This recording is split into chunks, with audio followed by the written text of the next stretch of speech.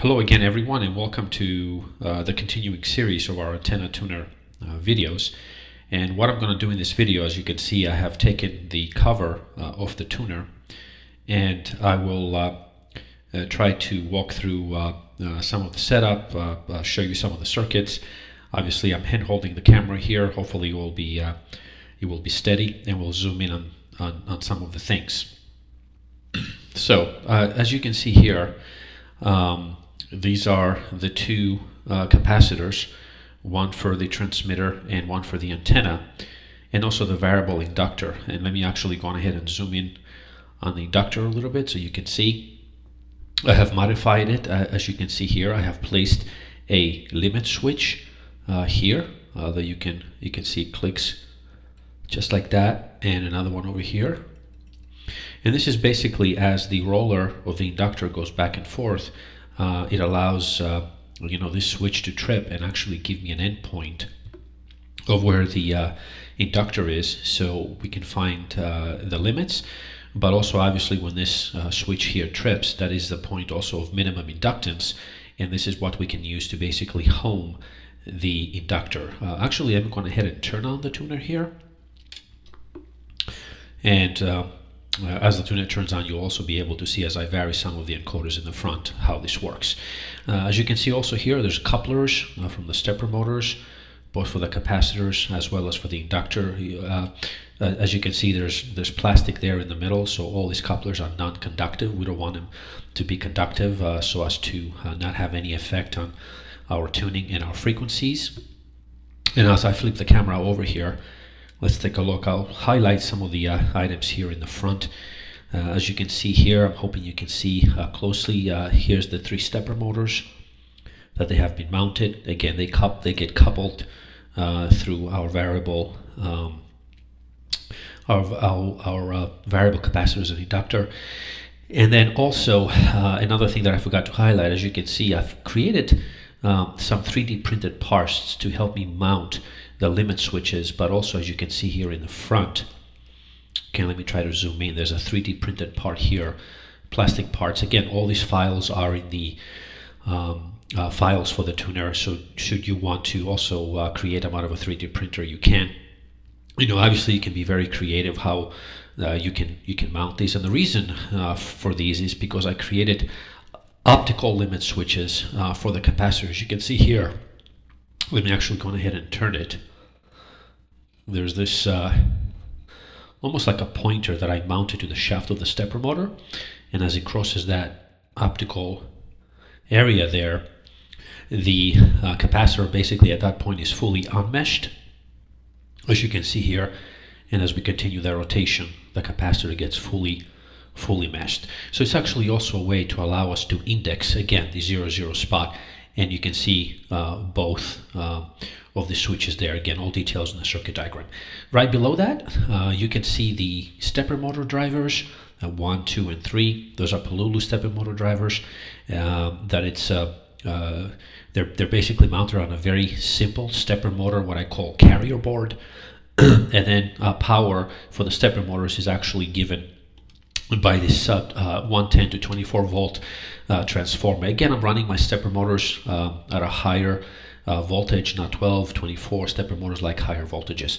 As you can see, I've used good RF design throughout. You can see there's ferrite beads on all the stepper motor wires, and also I've created a good ferrite bead here because I just wanted the wires from the limit switches right there as they go here not to to have attenuation there, not to cause any interference. And as I zoom in here a little bit on all the blue lights here from the meters, these are again the meters that I got off eBay, which were replacement meters for a Kenwood TS940. They're mounted with an LED behind them. Again, I used a 3D printed part to help me mount those LEDs. And as we move here, you can see the back of my LCD screen. This was a screen that I got off eBay. Really pretty cheap. I think it was like $50 or so. If you do a search for LCD screens or touch screens for a Raspberry Pi, you'll see that there are many. In case you want to have a bigger screen or even smaller, I really don't see a need for a bigger screen. And let me actually also zoom here in the back a little bit, right there. because I want to show you how I mounted the circuit that helps us determine whether our tuner is in line or out of line, basically auto or through.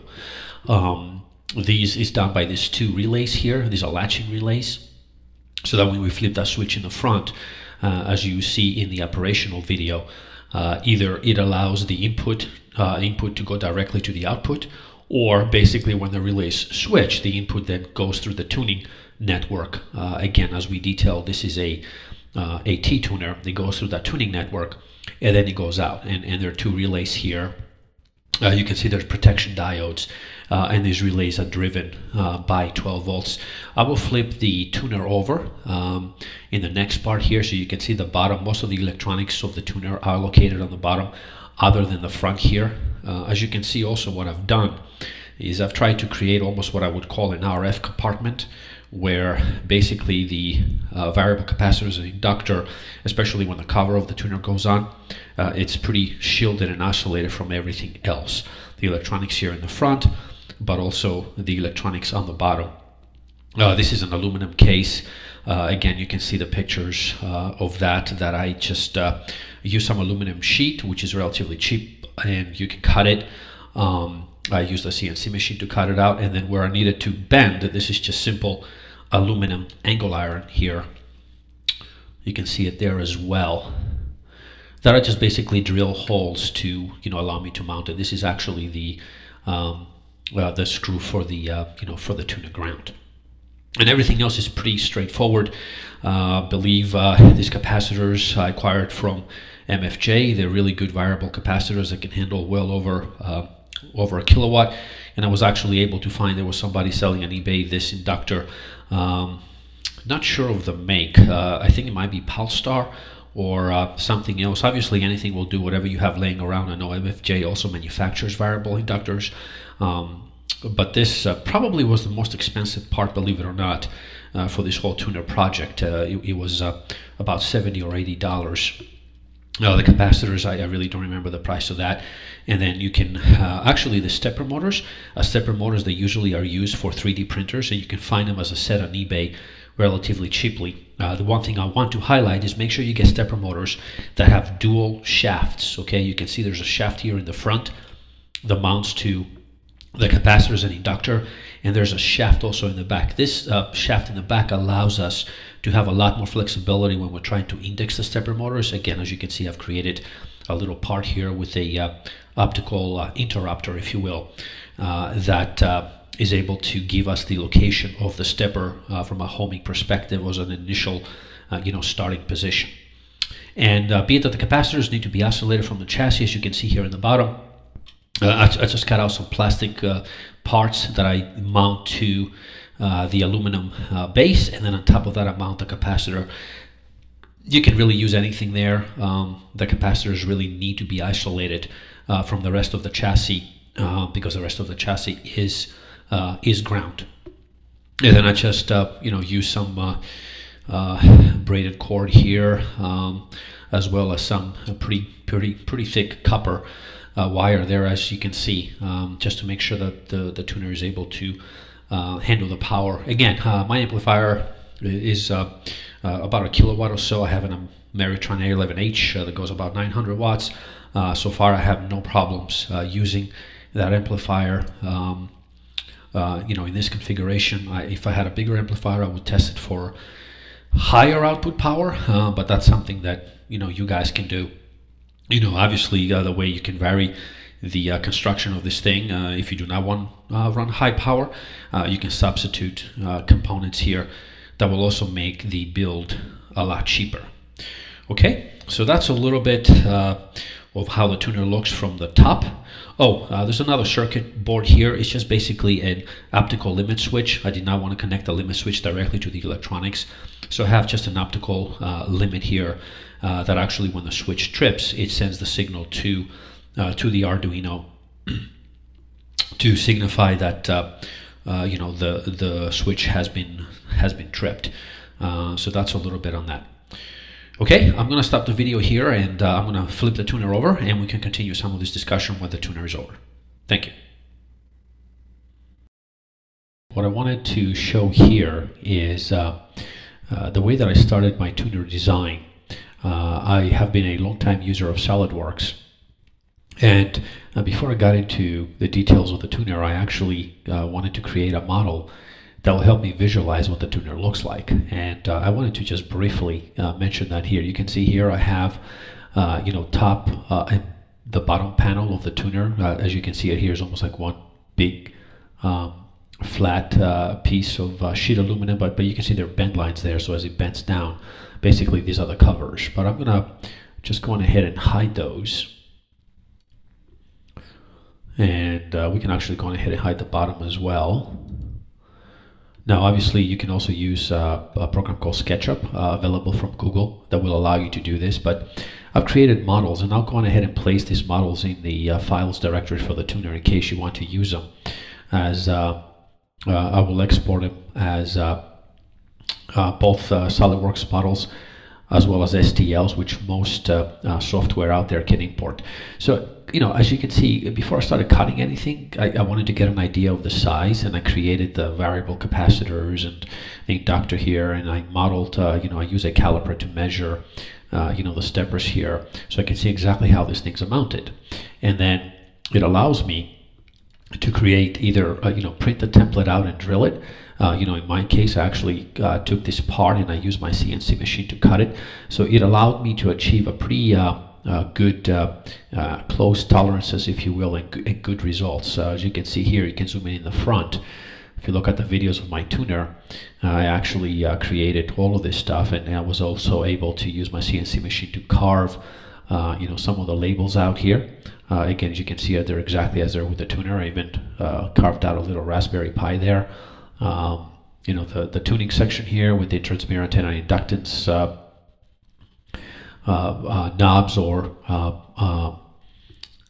variable, the way that we can vary the variable components through our encoders. A cutout for my LCD screen, and then pretty much allowed me to visualize and place the electronics. So as I cut, I kind of knew how everything was going to fit together. You can see here I modeled the meters and the 3D printed part that I've mentioned. These are things that will allow me to mount the LEDs. This plastic part here was actually a part, as I described in the video, that I printed out in my 3D printer. Okay, let's go on through the back here. You can see my in and out for RF. These are actually connectors for the antenna and transmitter relays. The power, the fuse, rev and forward power, these are actually the inputs for our coupler that allows us to sample reverse and forward through our directional coupler that then go into the 8307s. And this is actually a USB port as well as a Ethernet or LAN port. And in the bottom here, as you can see in the video, it's a place where I mounted most of the electronics of the tuner. Anyway, I wanted to show you this here because using something like SketchUp or any sort of 3D model application really will allow you to achieve really good results and get a very visual representation of something, how something will look before you actually begin to cut anything. And in this case, it also makes it, extremely accurate. Now, there's nothing also to stop you from, creating this panel, and there are many online services that will actually cut this panel out for you in case you didn't want to do it yourself, or you wanted to have a little more of a professional looking type of device. But yeah, anyway, so that's a little bit, just wanted to show you how I modeled this in SolidWorks, and to encourage you to also use 3D modeling when you're actually building parts, because it really allows you to achieve really good results. Okay, we'll focus on the electronics on the bottom of the tuner next. Thanks. Okay, so here we are at the bottom of the tuner, and I really should mention that this is, for me, is really considered a prototype. Certainly there are a lot of improvements that can be made, but I'll walk you through some of the electronics here so you can see how I put the whole thing together, and then also talk about some of those improvements. So the first thing is, let's actually go on ahead and zoom at my power detector board here. You can see it right there. These are the two inputs from my directional coupler. Now, as you can see here, here's one of the PC boards that I actually had made from OCH Park, a really good house there, for about a week and a half to 2 week turnaround that you get the boards. Every other board that I have here I used a PCB isolation process that I described in some of my previous process to actually fabricate on my CNC router. Anyway, so I have some resistor TB pads on the front end. In here, as you can see, I have a shielded PC board can that I've enclosed all of the 8307 electronics. Just trying to zoom in here. I think it might be a little blurry the way this thing is showing up, but the 8307 is right there, and some input network and some resistors and capacitors. Again, you can look at the schematics so you can see how I put this thing together.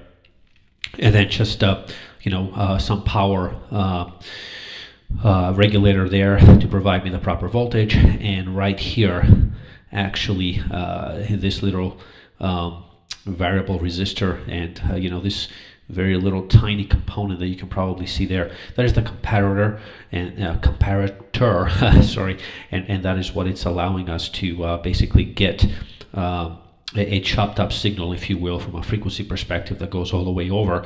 Let me move over here to our Tinsy. As you can see, it's mounted on top of this board that is actually able to detect the frequencies that we'll be talking about. Now this big massive PC board here, again, I use PCB isolation routing. You can see over time, if you don't coat it, the copper gets a little changes color here, but doesn't prevent it from functioning. Underneath here, all these long rows of headers and terminals are basically the Arduino Mega board. The Arduino Duet that I'm using is basically mounted right underneath. Pretty simple, pretty straightforward. And then these three chips here are simply relay drivers that I then, depending on where the Arduino pin goes high or low, it flips up a transistor, and then it's able to drive, relays. And these are the relays that I'm using, as you can see, from the front of the tuner. And I'll also talk a little bit about, my switch box that gets connected to the tuner. It's driving the antenna and it's driving the receiver, depending on what radio we're choosing, and depending on what antenna we're choosing. So these are the relay drivers here that are doing that. Again, the Tinsy, using it to basically detect frequency. I think in this case I'm also using my Tinsy to drive from a PWM perspective the 2 meters in the front, but those can easily also be driven by the Duet. Here what you can see is just basically some linear regulators that I'm taking. Let me just move over here. As you can see, there's 2 power supplies, one 12 volt. You saw the 24 volt for the stepper motors is mounted in the front of the tuner, and it just simply goes into a full wave bridge rectifier with a pretty massive, I think it's 10,000 microfarad cap, that is then giving me the DC. So I'm converting AC directly to DC, and depending on what I want to do, I'm then taking these and I'm putting them into fully linear regulators here. You can see with their heat sinks to provide me with 5 or 3 volts output. And I'm also using some relatively very cheap eBay buck converters. You can find those on eBay for $2 or $3. That will allow you to take a pretty wide range of input voltage. I'd say from 0 to 30 volts, and output 0 to 5, 0 to 20. These, I believe, were like 2 amps. That's why you can see they have a pretty good heatsink there. I've left this tuner around for hours with the covers off, obviously, when I was testing it, and I couldn't really notice any sort of massive heat dissipation. Really doesn't dissipate a lot of heat. If you move over here, what I've also done is I have mounted a SD card directly to the Arduino Duet that again is mounted below this board, and this is basically where the tuner stores all of its memories. If I go on in here, you can see the SD card right there. Again, mounted through SPI. Now, one design improvement, talking about design improvements, I would probably take this and mount it somewhere in the front of the tuner so I can have access to the SD card without opening the tuner. You really don't need to do that. I mean, there's really not a lot of need for you to access this card. All it does is just saves, memories, and it saves its previous state. But, would be nice to probably have this in the front. And if we move over here, we will see this beautiful Raspberry Pi. Raspberry Pi, which is, again, driving. You can see there's an HDMI connector here that's driving the LCD.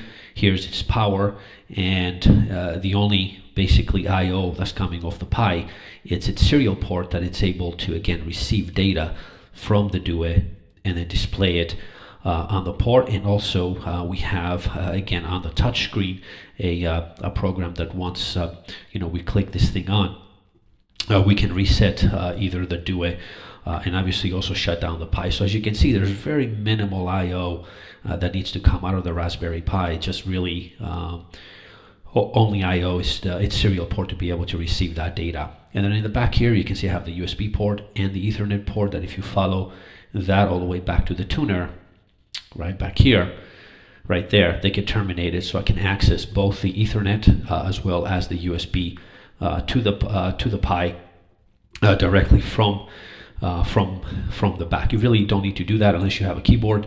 Actually, I think this USB, the way we have connected, is directly to the DUE, so I can upgrade the firmware on the DUE, which is really the heart of this tuner, directly from the back of the tuner.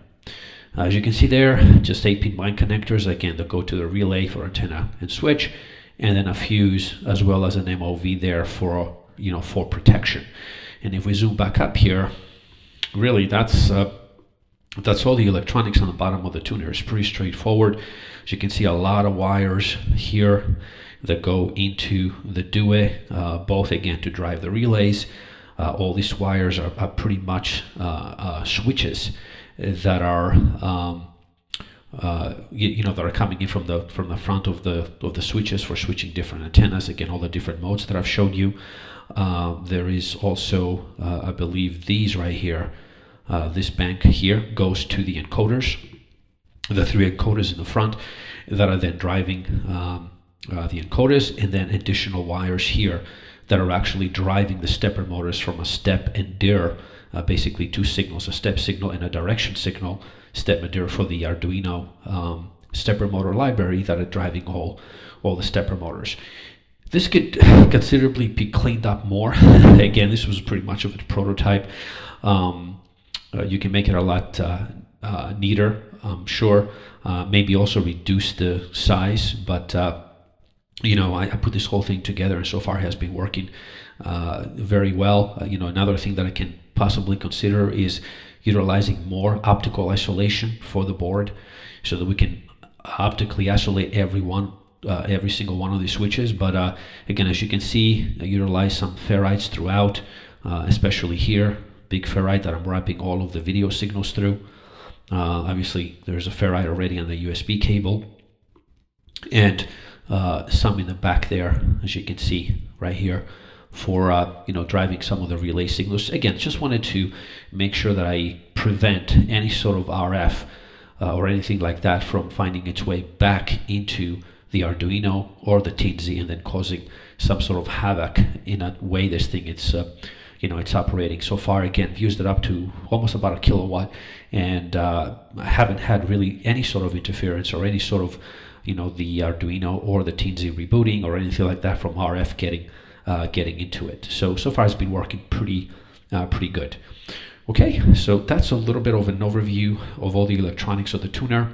What I can do next is I can actually walk you through one of my switch boxes for either the antenna or the transmitter that again get hooked up to these mic connectors in the back to allow us to switch for a different input of a radio and a different output to the antenna.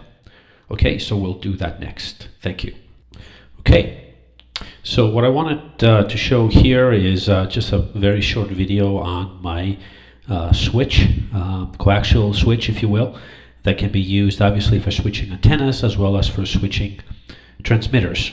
In the back here, in the front here, you'll see there's just typical PL259s. Obviously, when you're making yours, you can replace this with N-type or whatever type of connector you really want or need. This is actually pretty good. PL259s work pretty well for me. And then if you look at the back here, you'll see that I have an 8-pin mic connector that then gets hooked up to the connectors that we showed up on the tuner. This is just basically a Hammond metal enclosure, and I'll just flip it over here so you can see the insides. Just for relays, high power relays that will be able to handle again about I'd say 1.5 kilowatts or so, or again have no problem using these up to 1 kilowatt so far. You can see the connector here, terminals that come from The mic connectors, it also provides power, and then again this all gets connected back to the tuner, and obviously through the Arduino Due, depending on what signal is on, and you saw the relay drivers inside the antenna tuner. It drives the particular relay to be able to then switch between 1 to 4 different transceivers or 1 to 4 different antennas. PC board, again, PCB isolated, routed through my CNC. You can see some protection diodes on each one of the relays, like right there, and also some MOVs. And you know, so far this has been working pretty well. Obviously there are 2 of these, again, one for transceiver and one for the antenna. Okay, and very flexible. Obviously, you know, the connector here, you can make the wire as long as you need, and you can place this close to your operating position. Obviously there's also a cover to this. Again, the details and the model number of the enclosure also included in the information packet for the tuner. Okay, pretty straightforward. Thank you for watching.